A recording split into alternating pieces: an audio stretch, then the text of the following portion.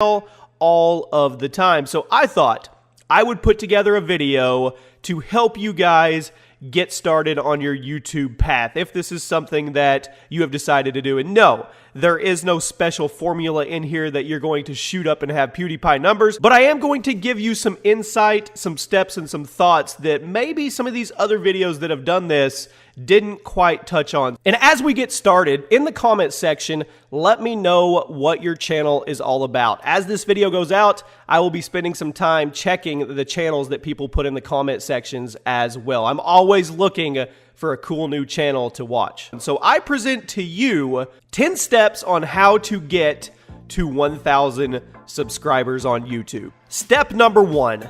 Upload consistently. And you're probably saying, come on, Jimmy, we've all heard this one. This isn't anything special. No, it's not, but it is a foundation of how you can grow a channel. If you look at the successful channels out there, most of them rely on consistent uploads, whether that be daily uploads, 2 daily uploads. I see some bigger channels that do 5 daily uploads or even bi-daily uploads. So they upload every other day. But whatever they do, their schedule is consistent. I have seen so many channels die over the years. I'm going to take a week off. I'm not feeling it. I'm going to take a month off. I'll come back and I'll hit it super hard when I'm ready. And the second they do that, their channel suffers. There used to be a time on YouTube where you could upload 1 to 2 videos a week if you were a big channel and you could sustain, but it's not that way anymore. There may be a very, very special small group that can do it, but for the most part, it's consistency and repetition because people want to see what they want to see. And if they don't see what they want to see from you, they will go find it somewhere else because there are a million other channels in line ready to hand them content if you aren't. Step number 2, and this is going to sound kind of off for a second, but hear me out on this. Trending topics and clickbait. Now, what do I mean by that? Now, if you want to do your channel and you are a fan of growing roses in a garden, then by all means, go grow roses in a garden. But that doesn't seem to be a very popular topic right now on YouTube. So what do I mean by trending and clickbait? You need to focus on trending topics and clickbait. Now, hold on, Jimmy. What do you mean clickbait? How dare you tell people that the way to grow their channel is clickbait? Let's get in reality, people, okay? I want you to come with me for just a second, and I want you to look.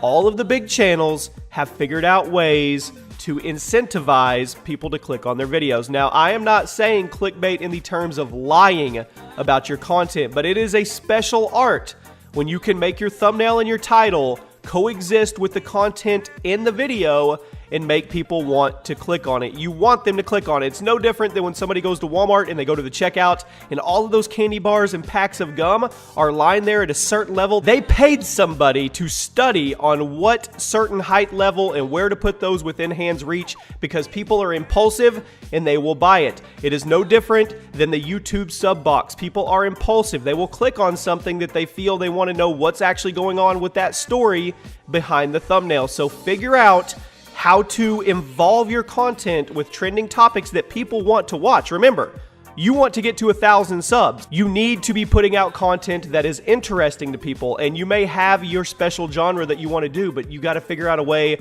to mix the trending topics with your content. And with that, you need to know how to title and how to actually clickbait. I hate the word clickbait because it's more about creativity. The ones that are clickbait that are bad are the ones that just they give you false information. There's nothing in context with their content relevant with their thumbnail and title. Those are bad, but somebody that's creative to get you to click on a video with a cool thumbnail and a title that is relevant, to me, that is perfect. If you guys would like a focused video on exactly that, how to title, tag, and thumbnail your videos and focus on trending topics, let me know in the comment section and we could do that as a follow-up video to this one. Step number 3 on your road to 1,000 subscribers. People like to judge on the end result of where a YouTuber is, but people rarely see the grind that went into where that YouTuber got where they're going. What I mean by that is everybody sees PewDiePie.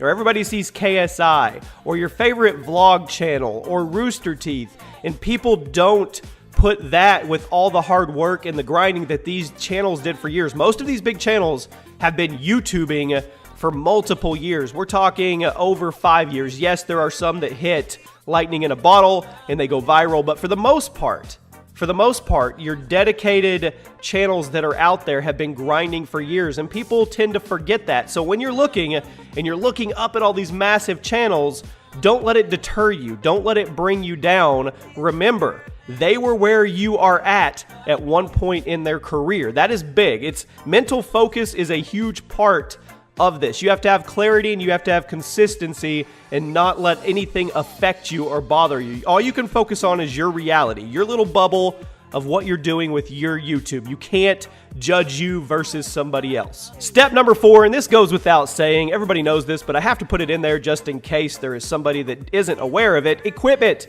You have to have decent quality for your videos. We are past the stage of 480p, people, and I know most everybody knows that, but I still go on YouTube, I still browse, and I still see people uploading content like that. And you can get decent quality even with a cell phone camera now. So equipment, and I understand equipment is expensive, so do it in baby steps with what you need, but get the base equipment, research, and once again, I could do another video and help you guys out with that if you wanted to as well.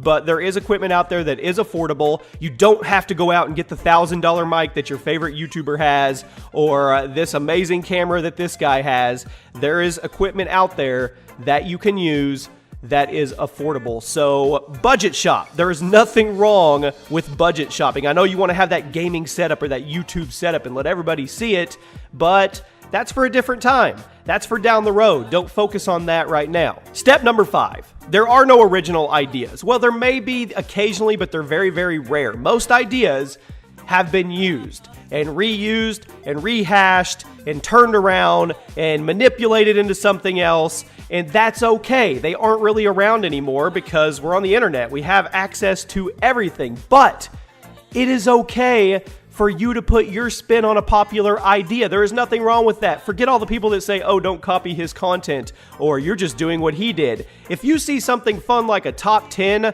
or a series or a vlogging channel, or hell, the trend right now is mailing yourself in a box. If you want to give it a try in your own spin, go for it. Don't listen to people. You can do what you want. Just put your spin on it. A perfect example is my top 10 series. I in no way created top 10s at all. Wasn't even close to the first person, but what I did was put my spin on it and made it a community feel with Twitter. So that's how I've done my top 10s on Sundays. I involve Twitter, they get to be showcased in the top 10s, and that is my little spin on top 10s. You guys can do the same thing. There is nothing wrong with taking an idea and putting your spin on it. Step number 6, don't battle sub boxes during prime time. What I mean by that is there is a prime time for YouTube for most people. It's usually between 1 p.m. to about 4 to 5 p.m. depending on your time zone. That is when the bulk of the videos go up. As a small channel, don't battle that primetime sub box placement. You're not going to win. You're just going to get swallowed up. So check your analytics, dive into your analytics, see who's watching, see when they're watching, and then upload off a time that you can get away with. It's not during prime time. Go during an off-peak time. Now, you may not get as many views, okay? But you will be able to get out there a little more because you aren't saturated during the prime time that most of your bigger YouTubers are uploading. So I would suggest in the evening, or depending on your time zone, in the morning, just try to work your way around the prime time of sub boxes, because you will get swallowed up, you'll get frustrated, and nobody will see your content. Step number 7, interact. And this goes without saying, but I'm going to say it anyway. Reply to comments, tweets, anything that you can do to show these people that are taking 5 minutes out of their day to engage with you in a busy, busy world where things are going fast. Show them that you actually care. Engage with them. That is one thing I have always done and I will continue to do, is engage with my viewer base. It is the most important thing because they're there for you. You need to be there for them as well. Step number 8, I want to post what I want to post. I've heard this numerous times. Well, I want to post what I want to post. I don't care what goes on. Well, there's two choices here. There's a fork in the road for you. If you want to go down the left path and post whatever you want to post, then by all means do it. You have free will choice and it's a free world and you can do that. But if you want to go down the path of growing your channel, you have to put that to the side. It can't be a I want to post what I want to post mentality. Yes, you can post what you're passionate about, but like I said earlier, it needs to be able to connect to trending topics that people are looking for, and they have to want to click on it. So yes, post, if you like video games, post video games. If you like vlogs, post vlogs, but you need to make sure that those are intertwined with what people are actually searching on YouTube. Step number 9, thumbnails. Now, we talked a little bit about it in step number 2 with trending topics, clickbaits, and titles, but thumbnails is by far the most important thing. You need to learn Photoshop, get somebody that can help you. You want to have eye-popping thumbnails because they are the first line of defense in getting somebody incentivized to click on your content. A lot of people don't even read titles anymore. They simply judge by the thumbnail. And it is, to me, the most important piece of getting somebody to go watch your videos. And once again, there's a fine line and an art to making a clickbait thumbnail that is also contextual to the content that you have in the video. So thumbnails, thumbnails, thumbnails. Focus on your thumbnails. Step number 10, the final step of this video, have realistic expectations on your growth. Do not start your channel and look at all the big channels and say, I want to be growing 5,000 subs a day and 500,000 views a day. I want to be there. If you focus on that, you'll never get there because you're focused on what they're doing instead of your little bubble and your reality. Focus on yourself. Focus on your expectations. If you start out and you get 10 subscribers the first week, try to get 20 subscribers the next week. If you get 50 views on a video for the first time, try to get 100 views on the next one. Baby steps your way up, and you'll find as you go, it'll start to snowball on its own, and it has nothing to do with you. It has to do with your body of work. Now, I'm going to give you guys 2 thoughts really quick. This is a long video, but think about this. 1, you have an advantage being small. I know that sounds crazy, and YouTube is just a whirlwind of crap right now, and nobody knows how to figure out the algorithm, so on and so forth. But if the algorithm is what people are saying it is, and it's got to do something with click-through rate of your subs, it is advantageous for smaller channels because they don't have all of those dead subscribers. So you may be an advantage by being small. If you build that core base and they come back every video and watch, you are going to see some growth. You're going to see some snowball effect as you go if you stay consistent. And the other little piece of advice from me to you is group up. Find people that have the same focus and drive as you that are around your size. There's a reason that the Sidemen do so well, or the FaZe Clan does so well, or the TK House, or all these little groups. They're not little anymore, but these groups of people that work together with their content and they help each other grow. So if you can, find people around your size that want to collab and intertwine. One shout out doesn't do it anymore, people. Not in 2017, but if you find some people that consistently want to produce content with you, you're at an advantage. And that is it, guys. 10 steps to help you get your first 1,000 subscribers in a week in 2017 on YouTube. I hope this was helpful. If it was, drop a like on the video. Tell me about your channel in the comment sections, and I will be checking them out as this video goes out. Hope you have a fantastic day, and I'll see you later.